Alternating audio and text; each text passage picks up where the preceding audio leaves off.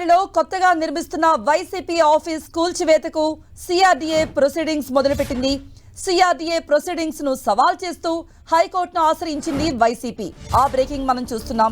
YCP తరపున వాదన వినిపించారు పొన్నవోలు సుధాకర్ రెడ్డి. సిఆర్డీఏ కమిషనర్ కు హైకోర్టు ఆదేశాలను తెలిపారు వైసీపీ న్యాయవాది. చట్టాన్ని మీరు మితిమీరి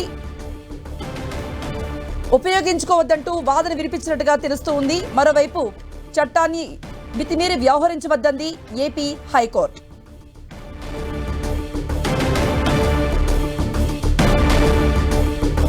దీనిపై మరిన్ని అప్డేట్స్ మా ప్రతినిధి దుర్గా అందిస్తారు. దుర్గా,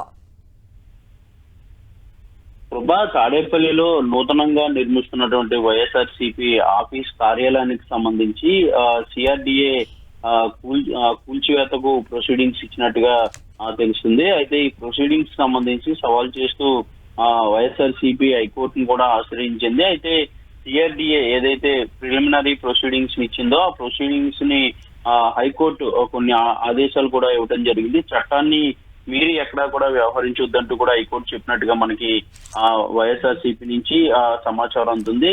ముఖ్యంగా ఏదైతే కూల్చివేతకు సంబంధించి నోటీసులు గత 2 రోజుల క్రితమే సిఆర్డీఏ వైఎస్ఆర్సీపీ కార్యాలయ నిర్మాణానికి సంబంధించి కూల్చివేస్తాము, నిర్మాణాలు చేపట్టొద్దంటూ కూడా నోటీసులు ఇచ్చారు. అయితే నోటీసులకు సంబంధించి ఏవైతే ప్రొసీడింగ్స్ ఇచ్చారో ఆ ప్రొసీడింగ్స్ సంబంధించి కూడా హైకోర్టును ఆశ్రయించడం, హైకోర్టు చట్టాలకు అనుగుణంగా ఎక్కడ ఉండాలి, చట్టాన్ని ఎక్కడ మీరొద్దంటూ కూడా ఆదేశాలు ఇచ్చినటువంటి నేపథ్యంలో ఈ కూల్చివేతకు సంబంధించి సిఆర్డీఏ ఏ విధమైనటువంటి నిర్ణయం తీసుకుంటారనే దానికి సంబంధించి కూడా క్లారిటీ రావాల్సింది. అయితే సిఆర్డీఏ కమిషనర్ ఏదైతే నోటీసులు ఇచ్చారో నోటీసు సంబంధించి హైకోర్టు కూడా వైఎస్ఆర్సీపీ వెళ్ళింది కాబట్టి హైకోర్టు ఇచ్చినటువంటి ఆర్డర్స్ ని సిఆర్డీఏ కమిషనర్ కూడా వైఎస్ఆర్సీపీ పంపించింది. దానికి సంబంధించి ఫర్దర్ డెసిషన్ ఏం తీసుకుంటుంది సిఆర్డీఏ అనే దానికి సంబంధించి తెలియాల్సి ఉంది. కృప.